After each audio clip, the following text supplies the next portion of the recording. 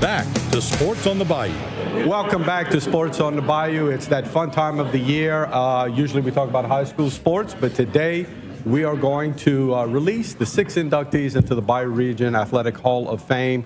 I don't know, Martin, can you imagine that there are people in Deweyville that wouldn't know who Frank Lewis was? That's incredible. And there's people in South Lafourche that didn't know who Bob Brunet was, or who Ronnie Estee was. Yeah, Crockett, Ronnie Estee, Bob Brunet goes to Louisiana Tech. He has one run at South Lafourche, and he gets a scholarship because a 90-some-yard run they go to Louisiana Tech. He was a backup running back. No, it's amazing success stories. And when I look at Frank Lewis, you want to make me cry because I know all the adversity that you've gone through and what you've accomplished. That's what it's all about. That's special. Yeah. So this is all an effort to make sure that we preserve the history of these guys, is primarily to our high school kids, and make sure that they understand who has performed in front of them so that they can achieve to that level. So without further ado, here we go, our 2025 inductee class into the Bayou Region Hall of Fame. As we head into the new year, it's time to announce our 6 2025 inductees into the Bayou Region Athletic Hall of Fame. These 6 athletic greats will join the prior 7 induction classes to never be forgotten and forever be examples of success to our future generation. In alphabetical order, our first inductee will be 1975 Terrebonne High graduate Ernest Brown Sr. The stellar Tiger basketball great went on to play for Northern Iowa Area Community College before coming home to Baton Rouge to finish his collegiate eligibility at LSU. He was an integral part of the 1979 SEC champion and NCAA Sweet 16 team. Brown went on to be a very successful high school basketball coach and administrator, serving the Terrebonne Parish school system until his recent retirement. Our next inductee is 1991 Thibodaux High School graduate Mark Davis. An all-state basketball performer at Thibodaux, Davis went on to an All-American JUCO stint at Howard Community College in Texas, and then was an All-Southwest Conference player for 2 years at Texas Tech University, being voted the Defensive Player of the Year in the conference in 1995. Later that year, he was picked in the second round of the NBA draft by the Minnesota Timberwolves and enjoyed 6 productive years in the NBA, being the runner-up for the Sixth Man of the Year award in 1997. Next to be inducted is the godfather of volleyball in the Bayou region, Chip Didier. The 1971 graduate of Thibodaux High School set a path for excellence in the sport of volleyball by leading H.L. Bourgeois to 2 state championships in '87 and '89, along with 2 state runner-up titles, one at South Terrebonne in '83 and one at H.L. Bourgeois in '92. Didier also guided Nicholls State to its best record ever with a Southland Conference runner-up finish in 1997. He's known for being a mentor to all of our area coaches and was a 2010 inductee into the Louisiana Volleyball Coaches Association Hall of Fame. Our next inductee is 2004 E.D. White Catholic graduate Michael Parrington. Parrington was an all-state football performer and A-plus athlete for the Cardinals. After high school, Parrington was a 4-year starter for Tulane on the offensive line, earning All-Conference USA honors, not only on the field, but on the commissioner's honor roll also. He signed to play for the New York Jets of the NFL after his collegiate career, and was with the franchise for 3 years. Parrington is now the director of pro personnel with the New Orleans Saints. 1979 South Lafourche graduate and state football champion Ed Ogeron is our next inductee. Ogeron was an all-state defensive lineman who initially signed to play at LSU, later transferring to Northwestern State, where he was the school's Joe Delaney Leadership Award winner on defense in 1983. He had 121 tackles and 17 TBLs for the Demons in his final 2 years before going on to collegiate coaching. He was part of NCAA championship teams at both the University of Miami and USC as an assistant coach, and, of course, the head coach of LSU, leading the Tigers to the 2019 national title, with arguably the best team to ever play college football. And our final inductee will be 1955 Terrebonne High graduate Merle Shake Snyder. Shake Snyder was a 4-sport letter winner for the Tigers before signing to play collegiate football at LSU as a quarterback. At a time when players had to play both ways, he ultimately ended up mainly as a running back and linebacker, and was part of the infamous LSU Chinese Bandits on the 1958 national championship team in Baton Rouge. He played both in the 1959 and 1960 Sugar Bowls. There you have it, our 6 stellar inductees into the 2025 Bayou Region Athletic Hall of Fame. They will be joining 48 Bayou Region greats as beacons of light for their outstanding performances and achievements in their fields of athletics. We hope their examples will provide inspiration for many years to come. The induction ceremony will be held on Wednesday, June 18th at Cypress Columns in Gray. More information related to the ceremony will be released in March. Again, congratulations to our distinguished Hall of Fame induction class of 2025.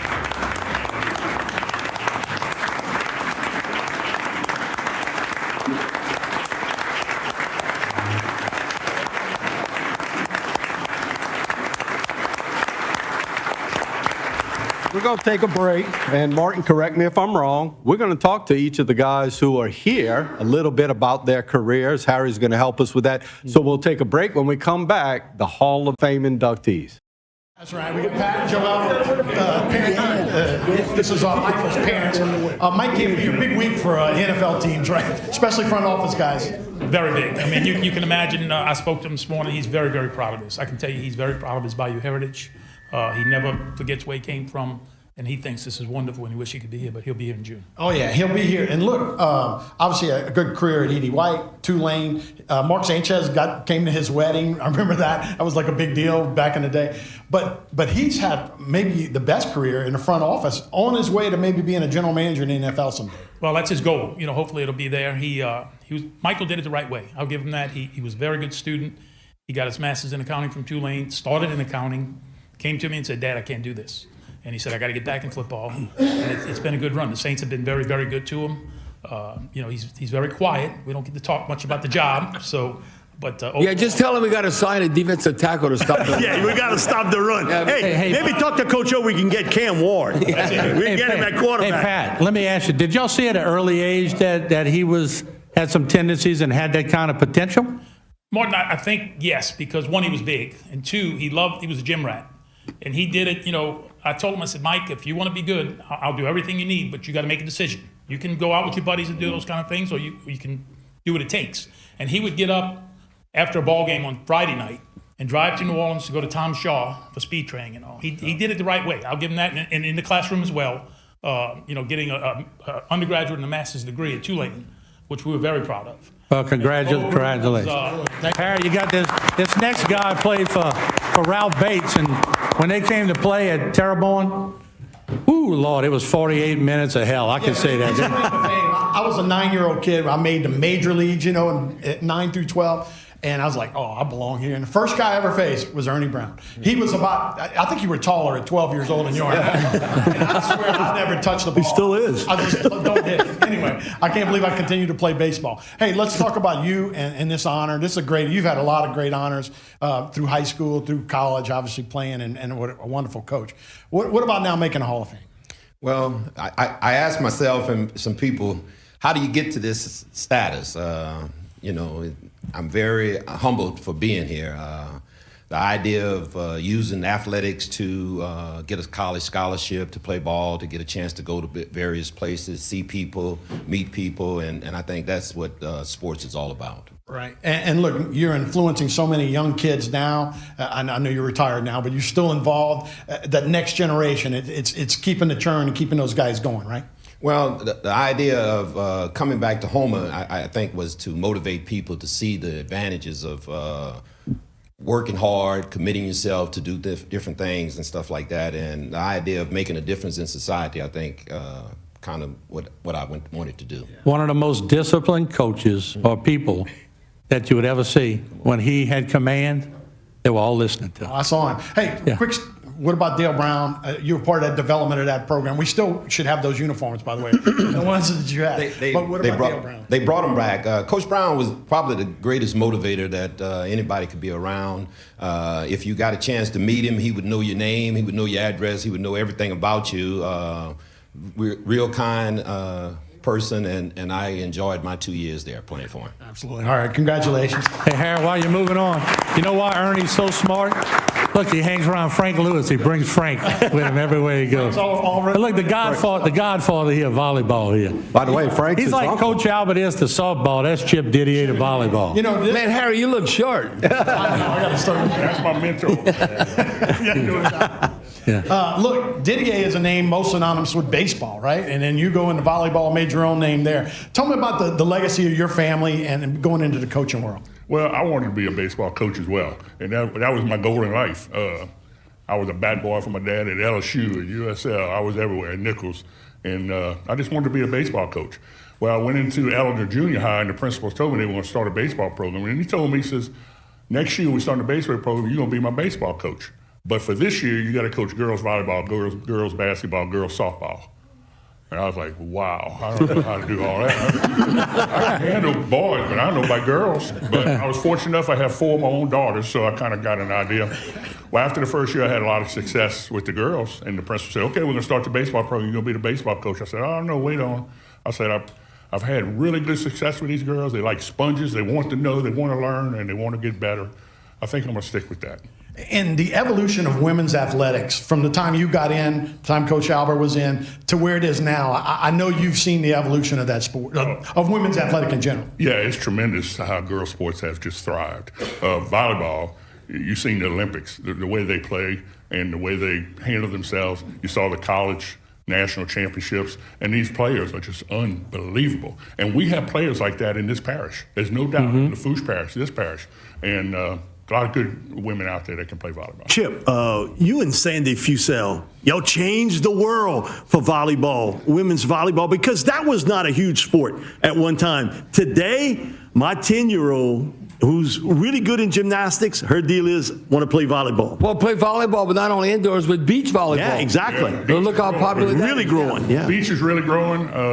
I don't particularly like to coach that because it's so hot and everything. I'm an indoor guy. I like indoors, but the sport. Beaches are tough in Louisiana, too. Sandy is tremendous. We had war. She would tell you right. And when I was playing her, I'd tell the girls, get ready, buckle up, because we're going to have a war. And she's telling them the same thing about us.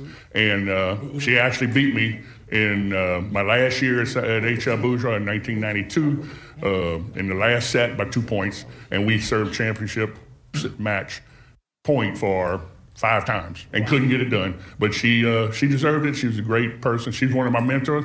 Many a night she came to my house and sat at my kitchen table. We talked about volleyball, what we do and how we do it and all that stuff. Well, you know who's one of the greatest volleyball players? That's considered River Parish. Now a little bit got in trouble, I think, off the court. Willoughby from Assumption. Unbelievable. Okay, she went to. Now think about this. She leaves Assumption, goes to University of Hawaii. How many people do that? What? I don't know any other player, but okay, I'm leaving Assumption, Napoleonville, and I'm going to Hawaii. Oh, what? And no, talk about, they have players here. When you just look at the example of her. But I'll give you another name that needs to eventually be in this, Marie Leeret. She played at South Terrebonne. She was MVP of the state of volleyball in Louisiana on the runner-up team. Whoa. And she signed with LSU full ride. Went to LSU for 1 year, realized she wasn't quite tall enough, went to South Alabama, set every record they had at South Alabama, and is in the Hall of Fame of Alabama. Alabama. Hey, Chip, if you ever want to go to beach volleyball, HTV will pitch in to get you those Speedos. Oh, yeah. and everything will be good. No, hey, listen. All right, look, the greatest football team ever in college football. I don't care. You look at all the college team, greatest ever. Coach O, how you doing, man? Good to see you. Where you at now? You're speaking of like Bigfoot. Well, I see you on the internet from time to time. People take pictures of you. You be jogging or you be in a restaurant. Catch everybody up. What you doing now? Well, I have 3 boys that are coaching. My oldest son, Tyler's coaching tight ends at Tulane. Parker and Cody, who all of my boys played at Mandeville. Parker and Cody are coaching at Miami. And, I got to rough it out. I'm living on Miami Beach. Kind of thought it'd be 38, but Miami Beach, right? So you got the boys down there, right? Got my boys down there, and Tyler's got a grandson who's going to have the first Ogeron female in the family. And I'm glad he's having it and not me. Because I was afraid that if I had a girl, her name would be Olga and she'd play offensive tackle. Bebe, how does it feel to be a grandpa? Feels good. You're going to be a grandpa. Feels really good, yeah. And you know what, in your bio, people don't realize Coach O was a man at 15 years old. You know, you got to be a stud to start off at Salafouche. I'm not about now. I'm talking about going way back in the 70s and stuff and all that. That Coach O should have made All-State offense and defensive line his junior and senior year, but they wanted to spread the wealth. So, Bebe, what was, like your junior year, your offensive All-State, and the defense senior year? Yeah. But you should have made. So he was an All-State offensive and defensive tackle. Your boys know that. I don't know if they know that. Okay, I'm telling you right now, he should have been both ways. He didn't get off the damn field. Offensive and defensive tackle All-State. And they don't give you that because they like you. You got to do something. You got to block some of a gun or make a difference. You're the best. Who's the best athlete? I know you did a lot of recruiting. Yeah. Who's the best athlete that you either recruited or the best one you ever saw on a field? Yeah. If you had to narrow it to one person. One person? One. Joe Burrow. No question. I got to pick one. I'm going with Joe. Yeah. Wow. Yes, indeed. I would say this, too. Obviously, I have to call these people. That was the most – thank you, Mike. Thank you, Bobby. They kind of hooked me up. And when I called Coach Orgeron, he was ecstatic. He thought so much of this honor to be in the Bayou region where he was from, and then to come here today and wanted to make sure that he brought the boys so that they would understand, I think speaks volumes of Coach. Well, Bebe, I'm going to call him Bebe. Coach Ed and all that. Now, if you really know him, you could call him Junior, because that's what his dad used to call him, Junior. But I'm telling you, Bebe didn't forget where he's from. Well, one thing about Bob and one thing about Coach O, they have never forgot where they came from. Amen. And that's important. Thank you all for that. I always thought you were the best ambassador for our state and for our football team that I'd ever seen, and it still pisses me off to think about what happened to you. Do you feel the same way? Because I know I'm not alone here, to think you're the best coach there's ever been. I know Bobby said that. And the way it happened, are you still okay with LSU, or is it that sore still kind of open? No, I love LSU. I'm still getting paid by them.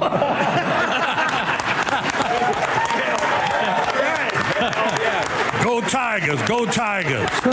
Go Tigers. He started that, go Tigers. My opportunity there was wonderful. Just growing up here, I understood the magnitude of being the head coach of LSU and how much the people in Louisiana loved LSU. So when I became the head coach, I said, you know what? One team, one heartbeat. And when we won the national championship, it was for the state of Louisiana. And, look, they can see right through me. I love the state of Louisiana. I love the Bayou. I love the people. So we did it for everybody. And it was just a great time. Yeah. Look at the success he had at University of Miami. He goes to Syracuse. You ever been up to Syracuse, New York? You know how freaking cold it is there? Syracuse, New York. He goes to USC, Hollywood. I mean, who's... He recruited Reggie Bush. You know who's alumni of USC? You're talking about Will Ferrell and Steven Spielberg and all. So talk about the best of the best. So everybody says Coach O, he's just Louisiana for the Bayou. No, he's nationwide. He ain't just like homegrown. You got to expose yourself and take advantage of opportunity where you're at, and he did that. I need an agent. I need to hire this guy. I'd like to see him within NIL money. Congratulations, and thanks for coming down. I know you guys flew in like yesterday, right? Miami, Syracuse. I want to congratulate all the guys here that won. And I really want to say this. I want to thank you guys for having this organization. Because when we grew up, we looked up to Ronnie Estee, Arthur Cantrell. We wanted to be like.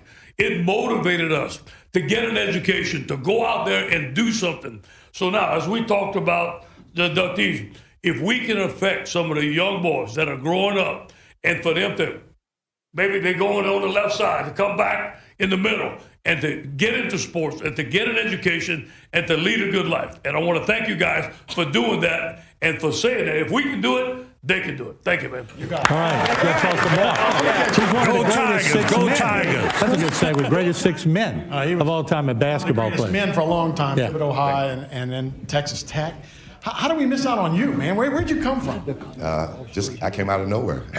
This was one of those kids that, as Coach Brown said, just worked hard. Took the advantage of being in the gym, wanting to be a gym rat. Wherever basketball was at, we was there. And so I think it just drove me to want to be that. And then, playing against Coach Brown, Coach Pat, and the teams that they had and the players that they had, I mean, from every Friday, you know one thing. it was when you got off the bus, it was going down. So we had to be prepared, and you know, coaches prepared us, we prepared ourselves, and it just helped us, you know, to prolong our career. Yeah. So JUCO All-American ended up Texas Tech. Was that Bobby Knight? After Bobby Knight. Oh, okay. All right. I was there before Bobby Knight. I was there with. Tell me your experience in Lubbock. Different, very different. You know, from Thibodeau to Lubbock. One morning you might wake up, it's raining. The next morning you might wake up, it's a dust storm. The next morning it might be hail. The next morning, you know, it's sunshine. So you didn't know what to expect from day to day. So you had to check, go outside, look to see what the weather was like, so you know what to wear. And then, of course, just being in a town similar to, you know, the Bayou, small. Everybody knew everybody. Yeah. So it was just one of those places that you gravitated to, and they gravitated to you as a player, you know, whether it was football, basketball, or volleyball. And we took advantage of the situation of just being there, being with a lot of guys who were I'm gonna say, were followers, because I was the leader. I was the first Texas Tech player to be drafted as well. First Thibodeau player, basketball player ever. And so, you know, from Thibodeau to Texas, you know what I mean, to Minnesota was a big jump. Was something that was very major, and I think it just helped to solidify that anybody from this area can do whatever. Right. You know. I do need to say something real quick. You have to be nominated to be in this Hall of Fame. You can't just get in, right? Somebody has to nominate you. In our Bayou region, sometimes people will come to me and say, why is such and such not in? They weren't nominated. Mark was nominated by a guy from Ohio. A guy from Ohio wrote to us and said, how can this guy not be in your Hall of Fame? That's awesome. And it kind of, you know, that, and when I grew up, and this name might be familiar to some of you, he is in our Hall of Fame. Larry Wilson was the basketball guy, right? But Larry Wilson didn't play as long as him. Larry Wilson didn't make the NBA like him. This is the only guy who ever played in the NBA from our area. Yeah, but he's so quiet, he just flies under the radar. Mark, let me ask, when did you know you had it? What age were you? I'm going to say about 14. I say 9th grade, 10th grade. You were dunking at 14? No. I was actually the shortest guy. I was playing the point guard. I was the point guard that grew. For people who knew Thibodeau, in one summer. For people who know Thibodeau High sports, him and a guy named Patrick Savoy were you guys at Thibodeau High back in those days. Yeah. Well, man, congratulations. We know about you now. We'll know more about you this summer. So congratulations.